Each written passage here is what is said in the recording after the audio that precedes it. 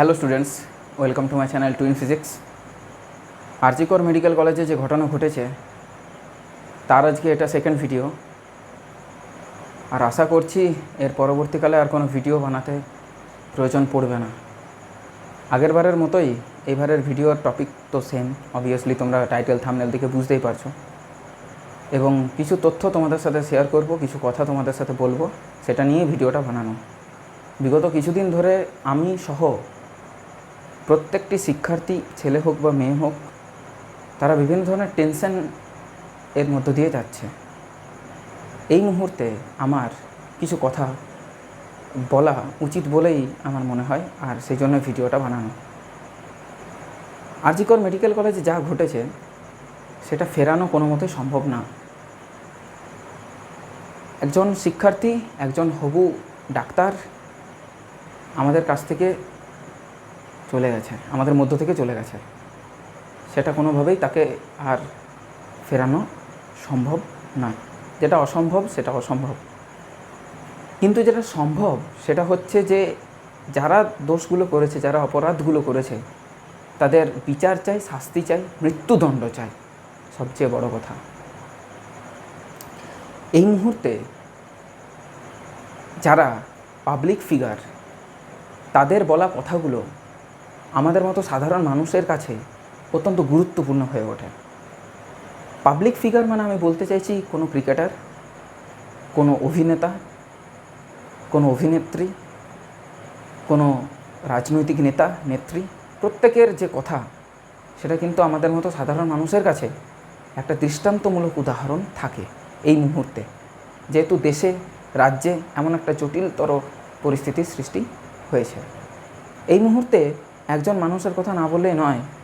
আমাদের সবারই প্রিয় দাদা, মহারাজা সৌরভ গাঙ্গুলি, তিনি অনায়াসেই বলে দিলেন মিডিয়ার সামনে যে এটা একটা বিচ্ছিন্ন ঘটনা, দেশে এমনি হামেশাই ঘটছে।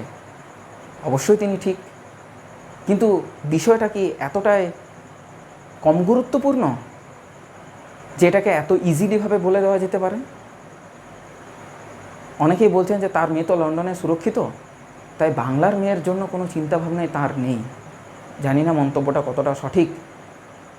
তোমরা যেখানে, আমিও সেখানে। আমার কোনো টিম নেই যে এটা নিয়ে চিরুনি তল্লাশি চালাবে, তদন্ত চালাবে, সেসব কিছু নেই, বা আমি সে ধরনের ভিডিও বানাই না।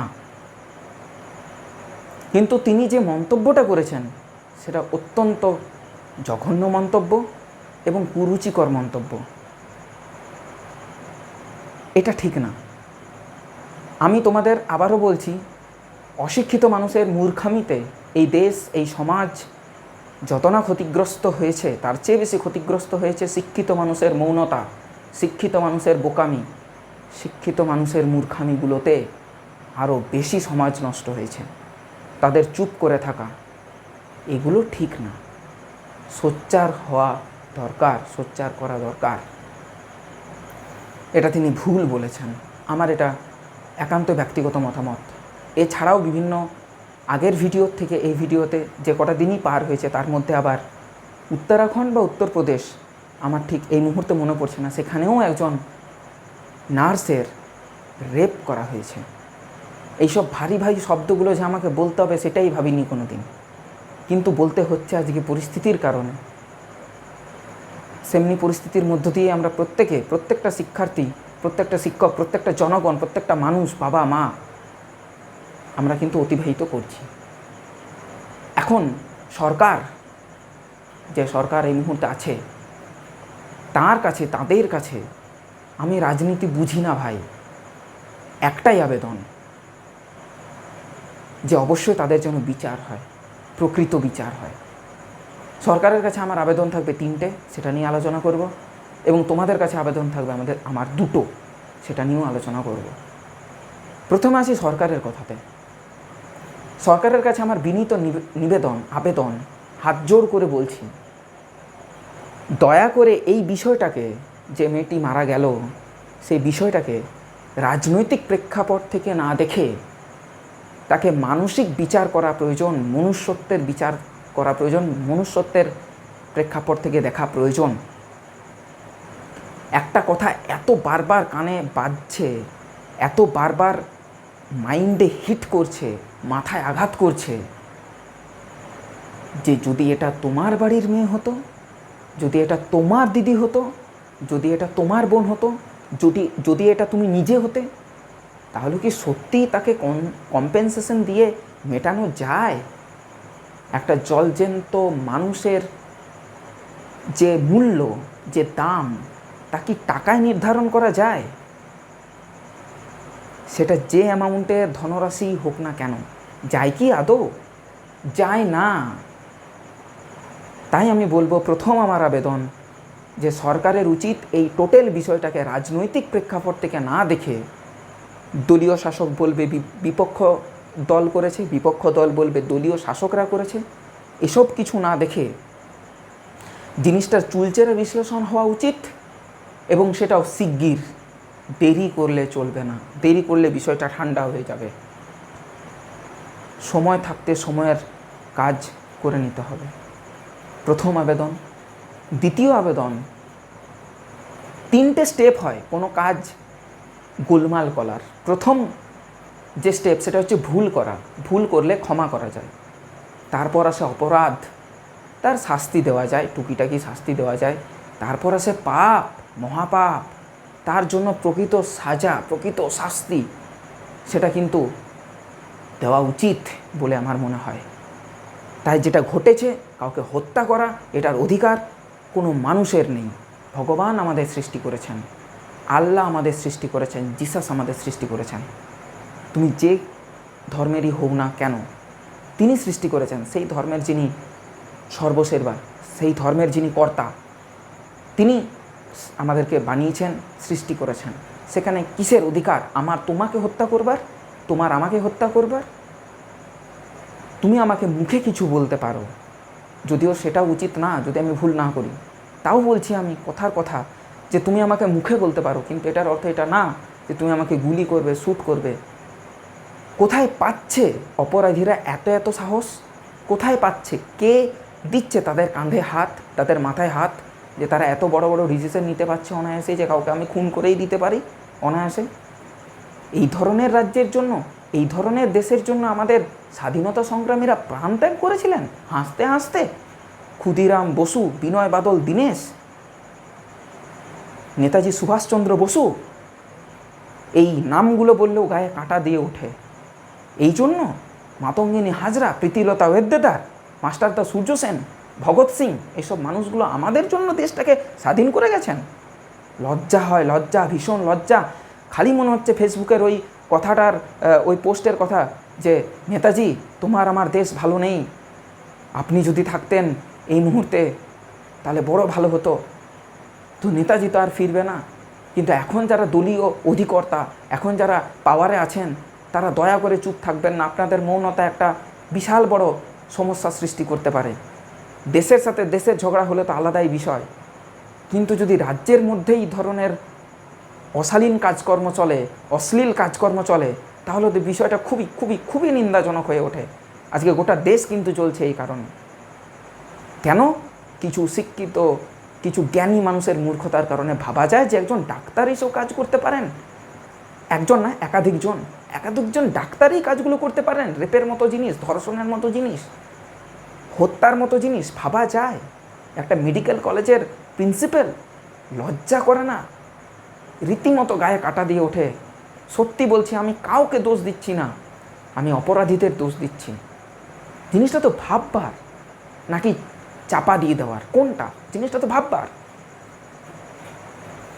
কি হচ্ছে? সত্যি ভীষণ ডিপ্রেশনের মধ্য দিয়ে মানে পুরো শিক্ষা ব্যবস্থা, পুরো মানুষজন যাচ্ছে। পুরো ব্যাপারটাই একটা গোলমেলে পরিস্থিতির সৃষ্টি হয়েছে। এবং তৃতীয় আমার আবেদন সরকারের কাছে, যে আমরা মডার্ন হয়েছি পোশাকে আশাকে, কিন্তু আমাদের মানসিকতা মডার্ন হয়নি। আমরা যদি ছোটোখাটো কাপড় পরে আমেরিকার মতো হওয়ার চেষ্টা করি, ব্রিটেনের মতো হওয়ার চেষ্টা করি, আমরা যদি অন্যান্য দেশের মতো হওয়ার চেষ্টা করি, তাহলে মানসিকতাটা কেন তাদের মতো নেই? তাহলে এটার বিষয়ে একটা শক্ত পদক্ষেপ নেওয়ার কথা বলে আমার মনে হয়। অর্থাৎ এটা প্রথম থেকেই কিন্তু একটা শিশুর মনে ঢুকিয়ে দেওয়া দরকার যে অপরাধ কী, মিস্টেক কী আর পাপ কী। তাহলে সেটার জন্য দরকার স্কুল স্তর থেকেই ছেলে মেয়েদের ওপরে একটা কড়া শাসন জারি করা, একটা সেক্স এডুকেশন চালু করা, যাতে তারা এটা বুঝতে পারে যে একটা মেয়েকে টোন কাটা আর একটা মেয়েকে বাজে দৃষ্টিতে দেখা কিংবা একটা মেয়েকে হত্যা করা, এই প্রত্যেকটা জিনিস কিন্তু আলাদা আলাদা একটা পর্যায়ের অপরাধ। ধীরে ধীরে পর্যায়ের লেভেল বাড়ে, কোনটা ভালো কোনটা মন্দ। কোনো মেয়েকে তোমার ভালো লাগতেই পারে, তাকে তুমি ডিরেক্ট প্রপোজ করতেই পারো, কিন্তু তার মানে এটা না যে তার প্রপোজাল যদি না হয়, নেগেটিভ হয়, তাহলে সেই মেয়েটাকে তুমি রেপ করবে, সেই মেয়েটাকে তুমি জ্বালাতন করবে, অ্যাবিউজড করবে, সেই মেয়েটাকে তুমি মোলেস্ট করবে। এটা কিন্তু উচিত না, এটা বুঝতে হবে তোমাদের। আর এটা বোঝানোর দায়িত্ব আমাদের মতো শিক্ষকদের। দুটো বিষয়ের মধ্যে আকাশ জমিন পার্থক্য। আমি কি কথাটা বোঝাতে পারলাম? আশা করি বোঝাতে পারলাম। এই তিনটা আবেদন আমার সরকারের কাছে থাকবে। এবং লাস্টলি, ভিডিওটা বেশি বড় করব না, সেটা হলো যে আমার শিক্ষার্থীদের কাছে বা আমার ছাত্রছাত্রীদের কাছে কি আবেদন আছে। আবেদন দুটো, আগেও বললাম। প্রথম কথা হচ্ছে নিজের সতর্কতা এবং নিজের সচেতনতা বৃদ্ধি করো প্রচণ্ড পরিমাণে। বাবা মাদের সাথে শেয়ার করো, শিক্ষক শিক্ষিকাদের সাথে শেয়ার করো, দাদা দিদিদের সাথে শেয়ার করো যে আমার এই প্রবলেমটা আসছে, আমি কী করবো, সলিউশন কী। কারণ তারা তোমার বয়সটা পার করে এসছে, তারা ভালো তোমাকে গাইড করতে পারবে। যাকে তোমার ভরসা লাগে, বিশ্বাস লাগে, তার সাথে শেয়ার করো বিষয়গুলো। হবে ছেলে মেয়ে এসব বিষয়গুলো হবে। Opposite sex attract each other, যেটা নিউটন বহু আগে বলে গেছে, কুলম্ব বহু আগে বলে গেছে। কুলম্বের সূত্র পড়েছি, নিউটনের সূত্র পড়েছি, আমরা জানি বিষয়গুলো, যে অপোজিট যে ব্যাপারটা হবে সেটা হবে। নর্থ পোল সাউথ পোলকে অ্যাট্রাক্ট করবে, সাউথ পোল নর্থ পোলকে অ্যাট্রাক্ট করবে, ইটস কোয়াইট নর্মাল। বুঝতে পারছি, কিন্তু তাদেরকে এটা বোঝানো উচিত যে এই আকর্ষণের চেয়ে যখন তুমি আকর্ষণের ঊর্ধ্বে চলে যাবে এবং সেই মেয়েটাকে তুমি যখন হত্যা করবে, ছেলেটাকে হত্যা করবে, নট অনলি এখানে মেয়ের কথা, আমি কোনো বায়াসড কন্ডিশন কথা বলছি, আমি আনবায়াসড কন্ডিশনের কথা বলছি, তখন সেটা পাপ, সেটা ভুল, অপরাধ, বড়সড় ব্যাপার একটা। এটা থেকে ফিল করাতে হবে একদম বিদ্যালয় স্তর থেকে। আজকে তো শুধুমাত্র মৌমিতা দেবনাথের কথা উঠে এলো, এমনি কতগুলো মৌমিতা দেবনাথ আছে। তোমরা গুগল করলে দেখতে পারবে যে দ্য নাম্বার অফ বা the rate of rape cases in per year, সেটা 30,000-এরও বেশি মেয়ের বা ছেলের রেপ হচ্ছে আমাদের দেশে। কি লজ্জার বিষয়! রেপ, এত যৌন লালসা, এত যৌন উত্তেজনা, ছি ছি ছি ছি ছি ছি ছি ছি ছি। তাই বলবো, সতর্ক থাকো, সচেতন থাকো। এটা আমার প্রথম আবেদন প্রত্যেকটা শিক্ষার্থীর কাছে, যারা এই ভিডিওটা দেখছো, যারা আমাকে একটু হলেও সম্মান করো তাদের কাছে। আর সেকেন্ডলি, আমি তোমাদের কাছে আবেদন করবো যে তোমরা যারা আমার ছাত্র আছো, আমাকে টিচার বলে মনে করো, তারা অ্যাটলিস্ট এইসব কাজ করো না, দয়া করে এইসব কাজ করো না। ছেলে হোক মেয়ে হোক, এইসব জঘন্য চিন্তা ভাবনা, এত বাজে একটা থিঙ্কিং নিজেদের মধ্যে এনো না, দয়া করো, এটা করো না। আমার ছাত্রছাত্রী হয়ে আমি পরিচয় দিতে লজ্জা বোধ করবো, প্লিজ এটা করো না। ভালো থাকো, সুস্থ থাকো, তোমরা অনেক বড় হবে জীবনে। তাহলে স্যার এমনি কন্ডিশন এলে করবোটা কি যদি আমার সামনে অপরাধ ঘটে? আমি তোমাদের একটা কথাই বলতে চাইবো, যে যদি তোমাদের সামনে এই ধরনের কোনো ঘটনা ঘটে, তুমি অবশ্যই কিন্তু প্রতিবাদ করো। প্রতিবাদ করতে না পারবে, যারা প্রতিবাদ করছে তাদের সাপোর্ট করো, যারা সাপোর্ট করছে তাদেরকে সাপোর্ট করো। এইভাবে কিন্তু তুমি কোনো খারাপ কাজ করো না ভাই, কোনো খারাপ কাজ করো না। একান্তই যদি কিছু অসুবিধা থাকে, একান্তই যে আমি পারছি না, হতে পারে তুমি একটা সরকারি কোনো কাজের ক্লার্ক, সরকারি অধিকারী তুমি, আর তোমার সামনে তোমার একটা পিটিশনে, তোমার একটা চিঠিতে, তোমার একটা সাইনে, তোমার একটা স্ট্যাম্পে কোনো একটা মানুষের হত্যা হতে পারে, এটা তুমি আন্দাজ করছো, আশঙ্কা করছো। ভুল বা অপরাধ একদিনে হয় না, রেপিস্ট একদিনে তৈরি হয় না। যদি এমনি তোমার মানসিকতা আসছে, মাথায় আসছে যে না এটা একটা ভুল হতে যাচ্ছে, সাথে সাথ বলছি ভাই রিজাইন দিয়ে দাও, সাথে সাথ বলছি রিজাইন দিয়ে দাও। হ্যাঁ, আমি বলছি রিজাইন দিয়ে দাও। স্যার এত কষ্ট করে পেয়েছি সরকারি চাকরিটা, রিজাইন দিয়ে দেবো? হ্যাঁ দিয়ে দাও রিজাইন, দরকার নেই অমনি সরকারি চাকরির। তুমি চলে এসো, তুমি তোমার বাড়িতে ফিরে এসো, সেখানে তুমি চাইলে মানে কি বলবো, মানে তুমি চাষ করো, চাষবাস করো, কিছু করো, তুমি খেতে পেয়ে যাবে ঠিক। মানে খুব পীড়াগ্রস্ত কারণে আমি এই কথাগুলো বললাম, ভীষণ খারাপ লাগছে, ভীষণ খারাপ লাগছে, তাই এই কথাগুলো বললাম। নাহলে একটা সরকারি চাকরি আমি কেন ছেড়ে দিতে বলবো? পরিস্থিতিটা সেরকম হয়ে গেছে, তাই আমি বললাম। এটাকে নেগেটিভ সেন্সে কেউ নিও না, ঠিক আছে? বাকি সচেতনতা বৃদ্ধি করো, নিজেদের দিদি বোন একবার ভেবে দেখো তো। শুধু বললেই হবে না যে আপনার বাড়ির যদি মেয়ে থাকতো না, একবার ভাবো, একবার থিঙ্কিং করো, চোখ বন্ধ করো, যে আমার দিদি ওইখানে আছে, আমার দিদিকে এইভাবে রেপ করা হয়েছে, আমার দিদির পাগুলো তেড়ে দেওয়া হয়েছে, যা হয়েছে আর কি, হোয়াট এভার, আমার বাড়ির মেয়ের সাথে এমনি করা হয়েছে। একবারটি ভাবো ভাই, একবারটি ভাবো। পাহাড়তে কি ঠান্ডা থাকতে? মনে হচ্ছে না ঘাটে গরম হয়ে গেল না কোথাও একটা? পারতে তখন ঠান্ডা থাকতে? পারতে না তো। তাহলে কেন অন্যর বোনের জন্য জিনিসটা আলাদা হবে? সেও তো কারোর বোন, সেও তো কারোর মেয়ে, সেও তো কারোর স্ত্রী, সেও তো কারোর গার্লফ্রেন্ড। একটু ভাবা উচিত না? খুব খুব খুব আমি ডিপ্রেশনে। আর আমার মতো প্রচুর শিক্ষার্থী, প্রচুর শিক্ষক, প্রচুর জনগণ এই বিষয়ে কিন্তু ভীষণ খারাপ একটা বিষয়, ভীষণ খারাপ একটা বিষয়। যাই হোক, আমি ভিডিও কিছু আর বাড়াবো না, এগুলোই কয়েকটা কথা বলবার ছিল। পরবর্তীকালে ধীরে ধীরে আমাকে আবার ছায়া প্রকাশনের ভিডিও বানাতে হবে, কিছু করার নেই, জিনিসটা থেকে ওভারকাম করতে হবে। কিন্তু অবশ্যই আমি বলবো, সোশ্যাল মিডিয়াতে যারা সোচ্চার করছেন তাদেরকে সাপোর্ট করো, তাদের ভিডিওগুলো শেয়ার করো এবং আমার এই ভিডিওটাও শেয়ার করো। এই ভিডিও এবং আর আগের ভিডিও, দুটো ভিডিওই দেখার অনুরোধ রইল। এবং দুটো ভিডিওতে আমি কিন্তু মনিটাইজেশন অফ করে রাখলাম, দরকার নেই এই দুটো ভিডিও থেকে আমার টাকার। যাই হোক, সুস্থ থাকো, ভালো থাকো, সতর্ক থাকো, দেখা হচ্ছে নেক্সট ভিডিওতে।